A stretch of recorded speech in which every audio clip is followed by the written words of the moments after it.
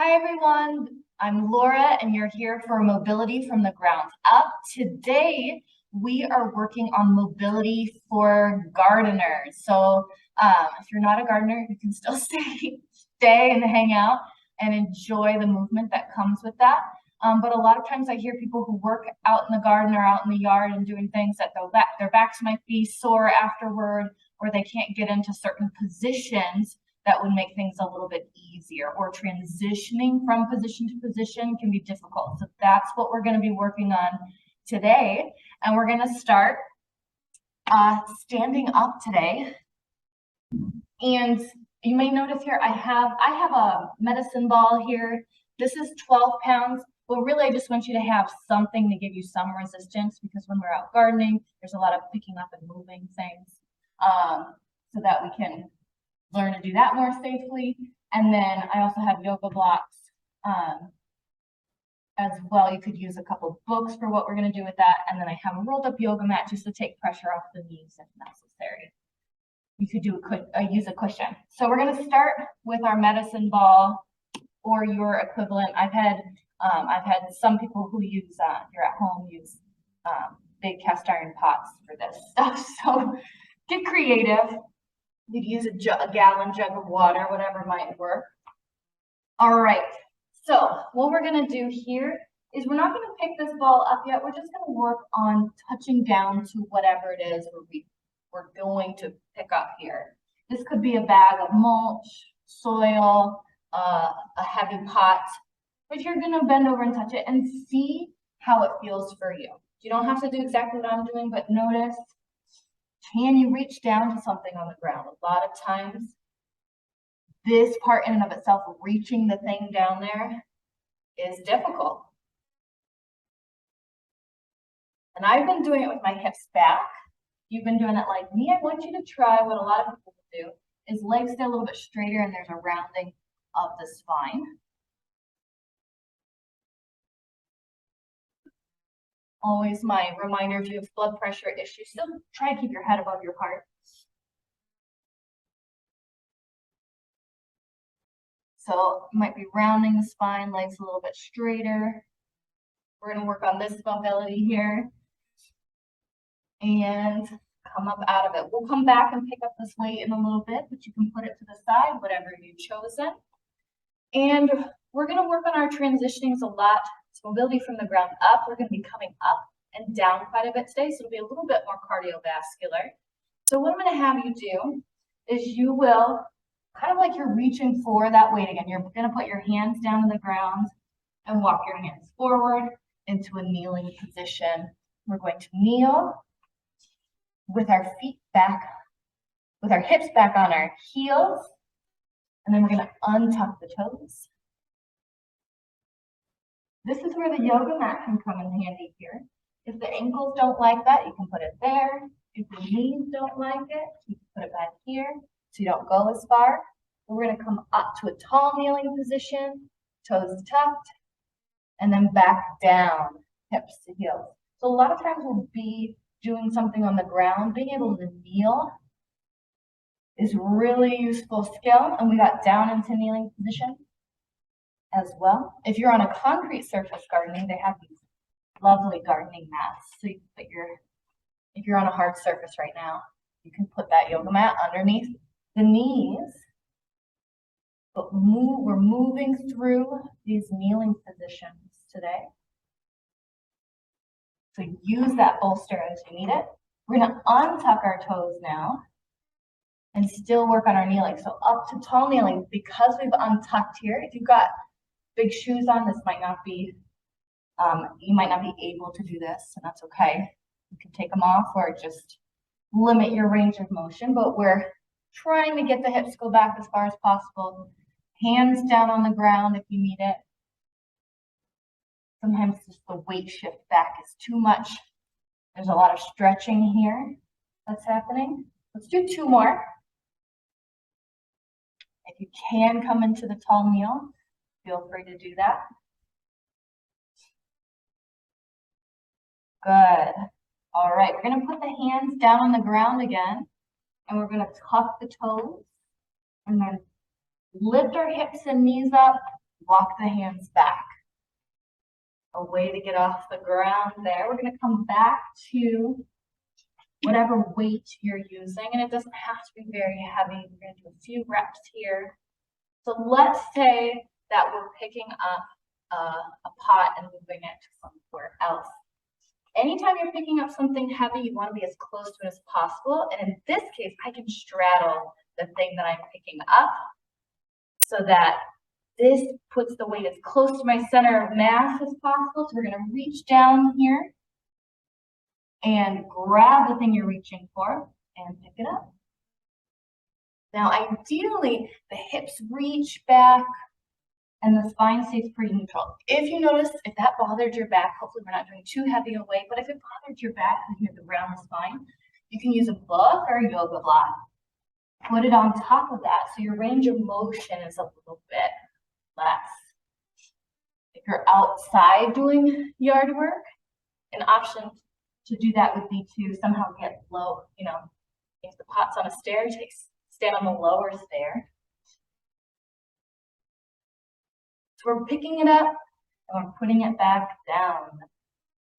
And if we need to raise the height of this so that we can work in a way that feels good for our bodies, then we can do that, limit our range of motion a little bit. And picking it back up. This would be considered a deadlift in the weight room. Again, we're straddling it, picking it up. All right, let's put the weight down. You have an equivalent of moving it to the side. Move it to the side. And we're going to work on some more transition work so that we can, again, be comfortable coming up and going down. We're going to go down the same way we did last time. We're going to put our hands down on the ground, let the heels come up, and then walk the hands forward. So we're in that kneeling position. There are other ways to get up and down. This is one. And use the pad underneath your knee if you need to. I'm going to come square to the front. My toes are tucked in the back. I'm sitting on my heels. And now I'm going to hands down, untuck the toes, and I'm going to shift my hips toward, if you're mirror imaging me, you're going to shift toward the right. I'm going to use my hands and shift toward the left. So I'm giving you here with this mobility work, I'm giving you different options of how you can be on the ground. If this is a lot for the hips, because it can be a lot for the hips, you can take your yoga blocks or your books. At home, pillows are really nice for this. Put them to the side of your hips. You might have to play with the position a little bit, but then now we don't have to go quite as low to the ground. So we're shifting left, sit up for a moment, to right. And I'm using my hands to help me get there.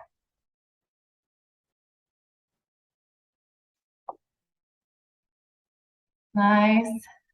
Let's go one more time each direction.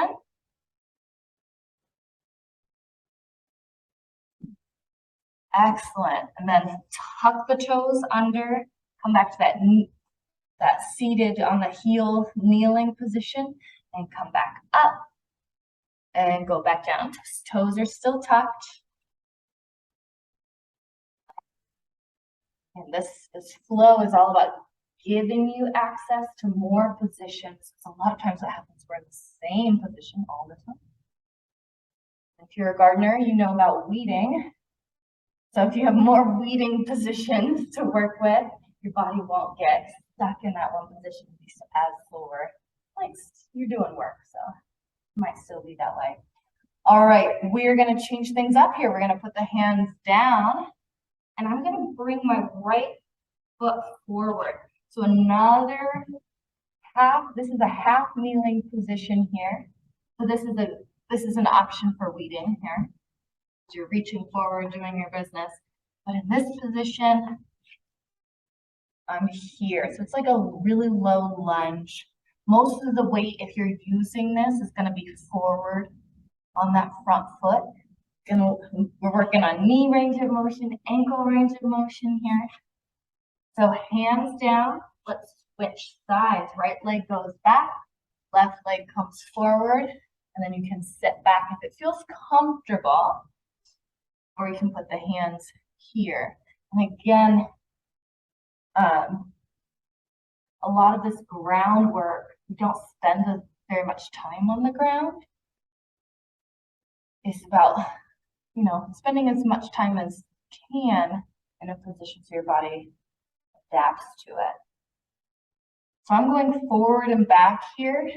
So I'm not spending too much time on this back toe, which is a lot of pressure for one side. All right, we're gonna put the hands forward. We can put weight in there. And we're gonna switch sides again. Left leg goes back, right leg comes forward. We're in that low lunge. You can do that forward and back. Forward and back. So this position is more of a transitional. The forward position is where you might possibly be doing work. Your heel on the forward foot, my heel's coming up here, and that's normal. If I had more ankle range of motion, it might be able to stay down, but I don't. So if it's up, it's up. It's all right. Now what we're going to do, we're going to stay on this side, and we're going to untuck the back toe. Again, another option. Now, if this is too much for the ankle, you can tuck that yoga mat right underneath that back ankle so it can't go as far. So here's another option. And what we're going to do now is we're going to stay here for a moment and then have you reach with your right arm across and reach with your left arm across the body. Let's do that 2 more times each side.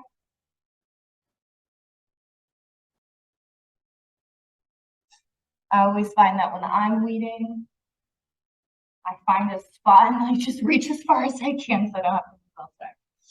All right, if you have any bolstering under the ankle, move it out of the way, and we're going to switch sides. So for me, my right leg is back, left leg is forward, and I'm untucking the right toe. And then we're going to hang out here for a moment, but we're going to reach across with the left arm, reach across with the right arm.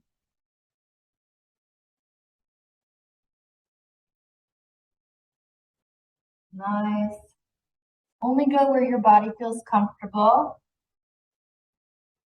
And if this is really, really uncomfortable, if you're like, Laura, I'm already uncomfortable, I'm going to give you a couple strategies. So you could put the yoga block underneath your knee or something soft underneath your knee so you don't have to hang out there as long. You can also, yoga blocks are just a fun thing that you can use, but you can put it along the whole front of the leg and work from here. So there's just less work. If the knee is really speaking to you, you can put the yoga mat or pillow, whatever pillow if you have it around, underneath that knee. All right, let's come out of this. If you've bolstered yourself, come on out. If you're at home and watching the replay, you can pause that and try it in bolster variation. But we're going to sit on our butt now. And a lot of times sitting is poo-pooed, but if we're out and it's dry in the garden or wherever you're at, you could utilize some sitting tactics as well. So we're going to reach forward toward our toes. You don't have to reach the toes.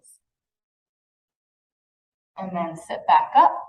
If sitting on the floor with your hips down is too much, a lot of times it'll put the low back doesn't feel great there, or the hamstrings are just so tight that it really impacts things. You can sit on a yoga mat, sit on your rolled up yoga mat or a yoga block. Then we can lean forward again and come up, and we'll go again. For a lot of the positions that you might use out in the garden, there's a lot of stretching that happens, a lot of ranges of motion that we might not have access to. These positions can be helpful with. We're now going to cross the legs. You can keep your bolster under your hips if you'd like. We're going to do cross-legged. I have my left leg on the inside and my right leg on the outside. But what I'm going to have you do here, again, we're figuring out ranges of motion. You can reach forward and across.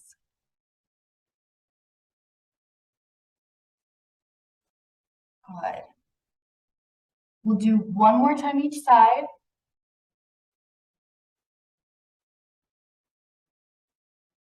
And now I'm going to have you reach with your left hand and reach right toward the center. Maybe shouldn't have used right. Reach toward the center. Right hand to the center. Left to the center. Back up. Last one with the right. And then we're going to do this again, but this time we're going to switch which leg is front and which leg is back. It's likely you started on the one that felt best for you, so this may feel really bizarre for your hips. If you've always, most of us usually sit in cross-leg positions in the same way, but again, it's another option for doing some weeding that takes you out of that forward bend. Again, I'm crossing the midline, reaching across.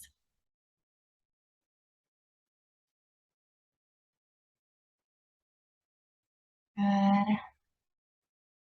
One more time, the left, my left, your right, and let's reach toward the center. Left, right.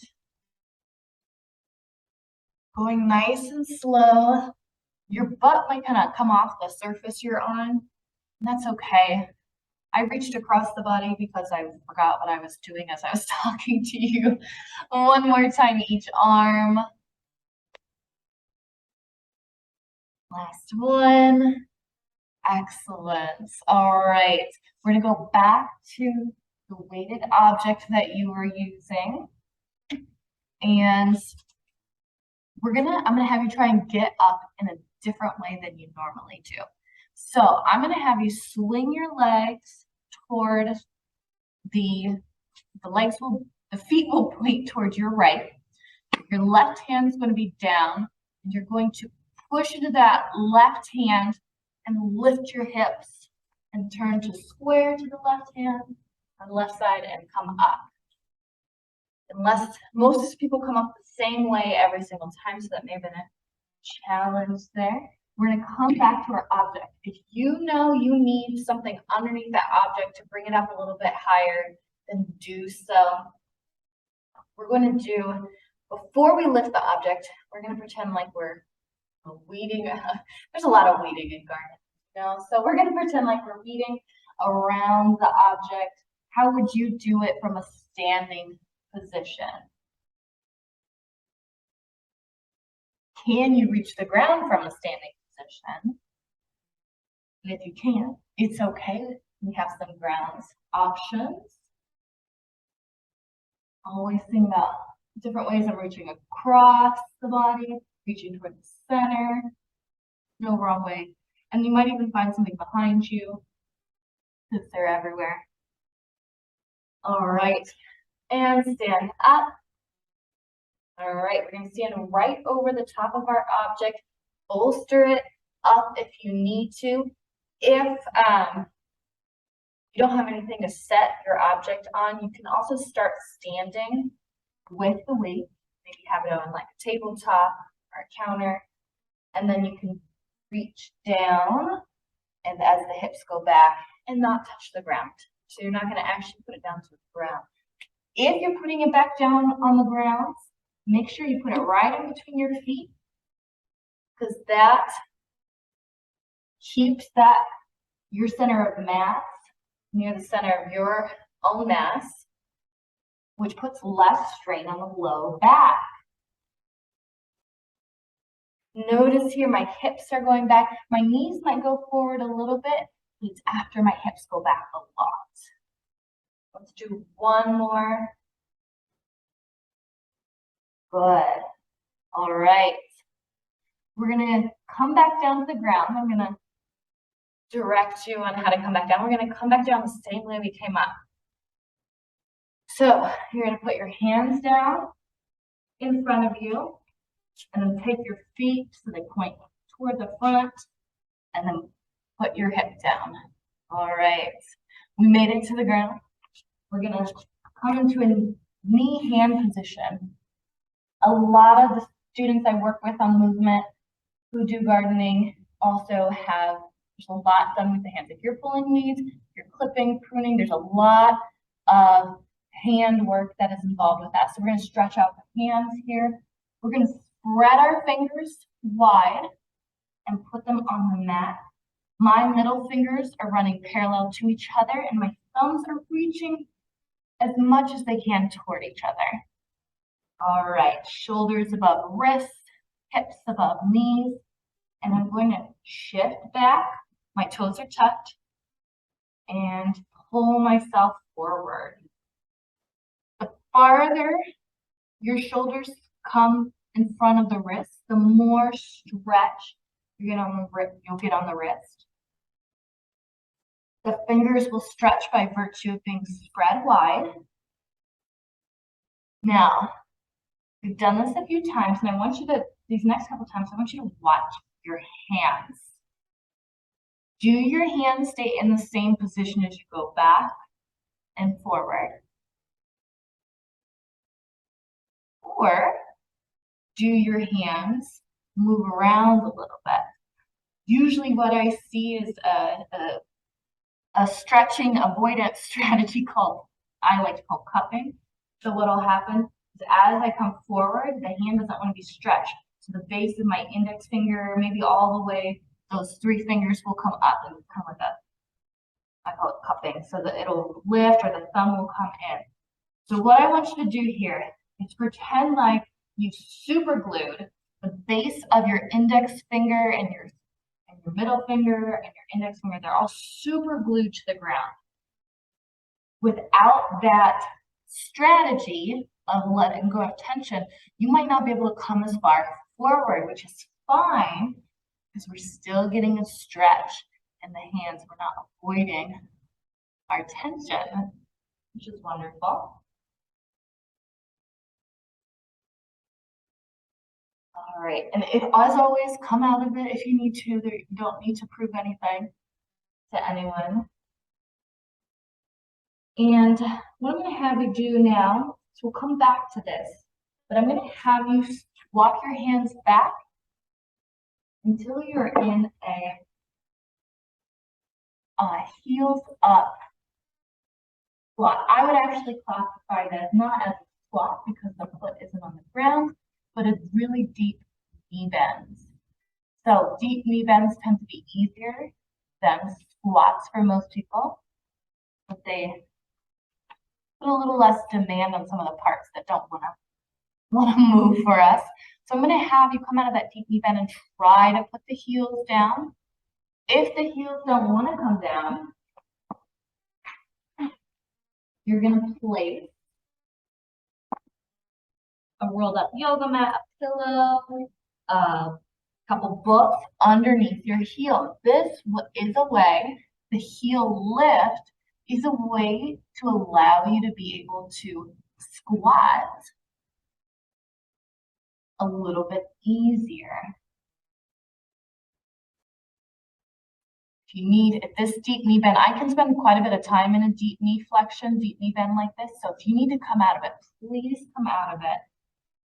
I just want to keep moving through this so that you can refer back to it. But I'm going into a squat. This is really deep hip flexion, really deep knee bend.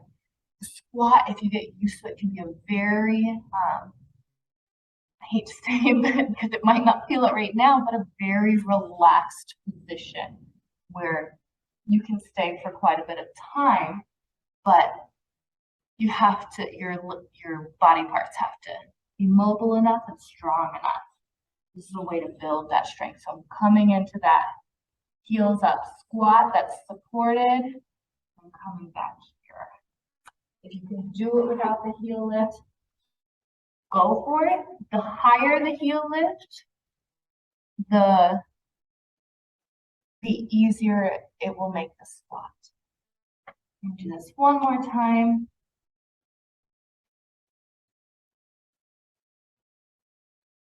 Nice. And let's come back to our knee hand position. Hips above knees and shoulders above wrists and elbows. And we're going to do that rock again. So you should have wide, really wide fingers, middle fingers parallel to each other, and thumbs reaching toward each other. Trying to make goal pose that may not happen. If you recall my previous cue, I said glue the base of your index finger, middle finger. The index finger is the most important one. Glue that down to the ground so that the hands can really stretch.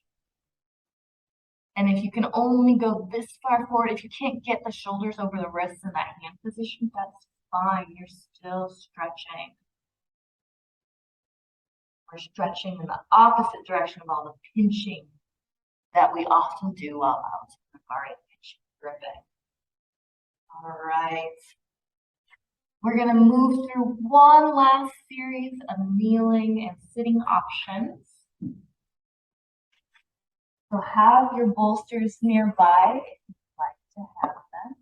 So I'm here, toes tucked position, low kneeling to tall kneeling, and back down again, and up one more time.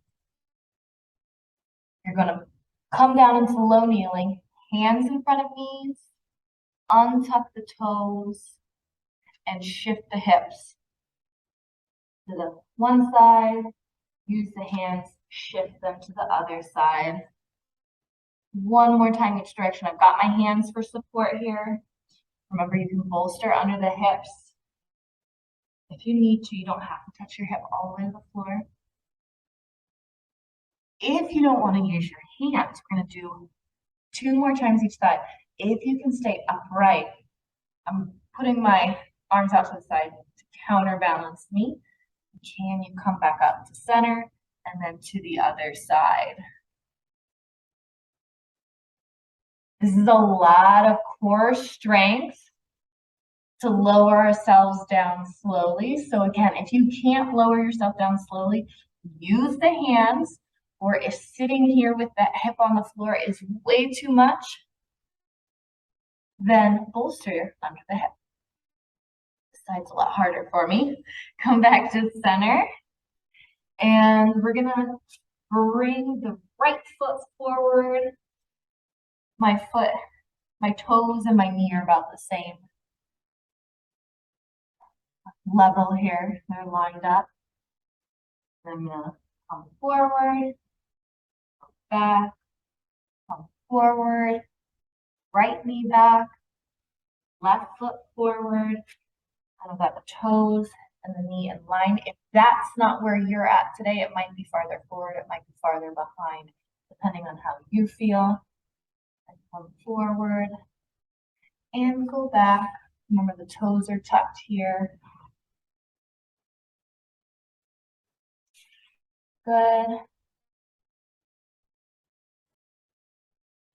come back. All right.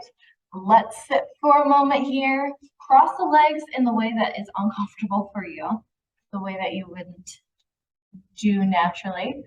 To finish up here, I just want to say, I'm sure you did a great job. I can't see you, but thanks for sticking it out to the end. And big takeaways here are, if you're out in the garden moving around a lot, the more you can create variety and give your body variety and not stay in the same position the whole time, the more likely that you won't have those aches and pains and soreness after a bout of gardening. It's a great way, being on the ground, doing work from there is a great way to build ankle, knee, and hip mobility, stretch out in ways that you might not have thought about before. All right, everyone, until next time, I'll hope you're moving well. Bye.